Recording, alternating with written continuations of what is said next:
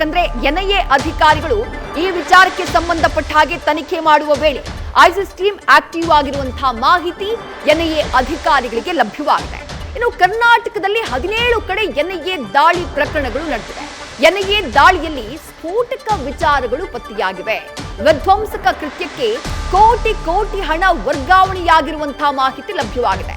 ಶಂಕಿತರಿಗೆ ವಿದೇಶಗಳಿಂದ ಹಣ ಫಂಡಿಂಗ್ ಆಗಿರುವಂತಹ ವಿಚಾರವೂ ಕೂಡ ಬಯಲಾಗಿದೆ.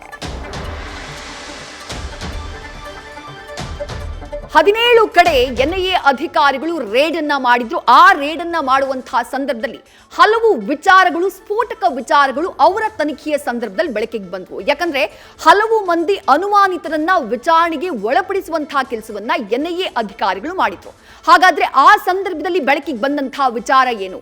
ಆ ವಿಚಾರಗಳು ಈಗ ರಾಮೇಶ್ವರಂ ಕೆಫಿನಲ್ಲಿ ಏನ್ ಬ್ಲಾಸ್ಟ್ ಆಗಿದೆ, ಆ ಬಾಂಬ್ ಅನ್ನ ಪತ್ತೆ ಹಚ್ಚುವಂತಹ ಕಾರ್ಯ ಯಾವ ರೀತಿ ನಡೀತಾ ಇದೆ, ಅದಕ್ಕೂ ಈ 17 ರೇಡ್ಗಳಿಗೂ ಯಾವ ರೀತಿ ಕನೆಕ್ಟ್ ಆಗ್ತಾ ಇದೆ, ಅದನ್ನ ನೋಡ್ತಾ ಹೋಗೋಣ.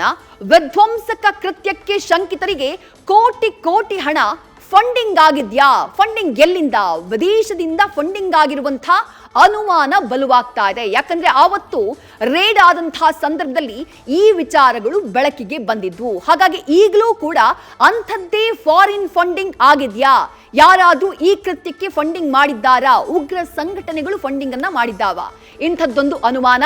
ಹೆಬ್ಬಾಳದಲ್ಲಿ ರೀಸೆಂಟ್ ಆಗಿ ಏನ್ ದಾಳಿ ನಡೆದಿತ್ತು, ಹೆಬ್ಬಾಳದಲ್ಲಿ ಸಿಕ್ಕಿ ಬಿದ್ದಿದ್ದಂತಹ 7 ಜನ ಶಂಕಿತರಿಗೆ ಫಂಡಿಂಗ್ ಆಗಿದ್ದು, ಹವಾಲಾ ರೂಪದಲ್ಲಿ ಶಂಕಿತ ಉಗ್ರರಿಗೆ ಹಣ ವರ್ಗಾವಣೆಯಾಗಿದ್ದು ಆವಾಗ ಬಟಾ ಬಯಲಾಗಿತ್ತು. 7 ಜನ ಶಂಕಿತರನ್ನ ವಶಕ್ಕೆ ಪಡೆದಂತಹ ಸಂದರ್ಭದಲ್ಲಿ, ಅವರ ಹಿಂದೆ ಬಿದ್ದು ತನಿಖೆಯನ್ನ ತೀವ್ರಗೊಳಿಸಿದಂತಹ ಸಂದರ್ಭದಲ್ಲಿ ಹವಾಲಾ ಫಂಡಿಂಗ್ ಆಗಿದ್ದು ಬೆಳಕಿಗೆ ಬಂದಿತ್ತು. ದೇಶದಲ್ಲಿ ವಿಧ್ವಂಸಕ ಕೃತ್ಯವನ್ನ ಎಸಗೋಕೆ ಫಂಡಿಂಗ್ ಆಗ್ತಾ ಇದೆ ಉಗ್ರ ಸಂಘಟನೆಗಳಿಂದ ಕೋಟಿ ರೂಪಾಯಿಗಳು. ಆ ಮಾಹಿತಿಯನ್ನ ಆಧರಿಸಿ ಹವಾಲಾ ದಂಧೆಯನ್ನ ನಡೆಸಿದ್ದವರ ಮೇಲೂ ಕೂಡ ದಾಳಿಯನ್ನ ನಡೆಸಲಾಗಿದೆ. ಈ ದಾಳಿಯನ್ನ ನಡೆಸಿದಂತಹ ಸಂದರ್ಭದಲ್ಲಿ ಮಹತ್ವದ ಮಾಹಿತಿಗಳು ಎನ್ಐಎ ಅಧಿಕಾರಿಗಳಿಗೆ ಲಭ್ಯ ಆಗಿದೆ. ದಾಳಿಯ ಸಂದರ್ಭದಲ್ಲಿ 7 ಜನ ಅನುಮಾನಾಸ್ಪದ ವ್ಯಕ್ತಿಗಳನ್ನ ವಶಕ್ಕೆ ಪಡೆಯುವಂತಹ ಕೆಲಸವನ್ನ ಕೂಡ ಎನ್ಐಎ ಅಧಿಕಾರಿಗಳು ಮಾಡಿದ್ದಾರೆ. 100 ಕೋಟಿ ಹಣ ಹವಾಲಾ ಮೂಲಕ ವರ್ಗಾವಣೆಯಾಗಿರುವಂತಹ ಶಂಕೆ ವ್ಯಕ್ತವಾಗಿದೆ. ಯಾರಿಗೆ ವರ್ಗಾವಣೆಯಾಗಿದೆ? ಹಲವರಿಗೆ ಹಣವನ್ನ ವರ್ಗಾವಣೆ ಮಾಡಿದ್ದಾರೆ ಆರೋಪಿಗಳು. ಅವರ ಬಗ್ಗೆ ಸಾಕ್ಷ್ಯವನ್ನ ಕಲೆ ಹಾಕಿ ಸದ್ಯ ವಶಕ್ಕೆ ಪಡೆಯುವಂತಹ ಕೆಲಸವನ್ನ ಎನ್ಐಎ ಅಧಿಕಾರಿಗಳು ಮಾಡಿದ್ದಾರೆ.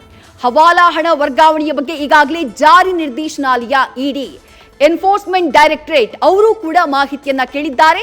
7 ಜನರ ಹಣ ವರ್ಗಾವಣೆ ದಂಧೆಗೆ ಸಂಬಂಧಪಟ್ಟ ಹಾಗೆ ಇಡಿ ಅಧಿಕಾರಿಗಳು ಕೂಡ ಮಾಹಿತಿಯನ್ನ ಕಲೆ ಹಾಕುವಂತಹ ಕೆಲಸವನ್ನ ಮಾಡಿದ್ದಾರೆ. ಈಗ ರಾಮೇಶ್ವರಂ ಬಾಂಬ್ ಬ್ಲಾಸ್ಟ್ಗೆ ಸಂಬಂಧಪಟ್ಟ ಹಾಗೆ ಶಂಕಿತನ ಜಾಡನ್ನ ಬೆನ್ನು ಹತ್ತುವಂತಹ ಕೆಲಸವನ್ನ ಎನ್ಐಎ ಅಧಿಕಾರಿಗಳು ಏನ್ ಮಾಡಿದ್ದಾರೆ, ಆತ ನಡೆಸಿರುವಂತಹ ಕೃತ್ಯಕ್ಕೆ ಆತನಿಗೆ ಎಲ್ಲಿಂದ ಫಂಡಿಂಗ್ ಆಗಿತ್ತು, ಈ ಬಗ್ಗೆ ಕೂಡ ಸದ್ಯ ಕೂಲಂಕುಷವಾಗಿ ತನಿಖೆಯನ್ನ ಮಾಡಲಾಗ್ತದೆ. ನ್ಯೂಸ್ ಫಸ್ಟ್, ನಿರ್ಭೀತಿಯಿಂದ ನಿಮ್ಮ ಪರವಾಗಿ.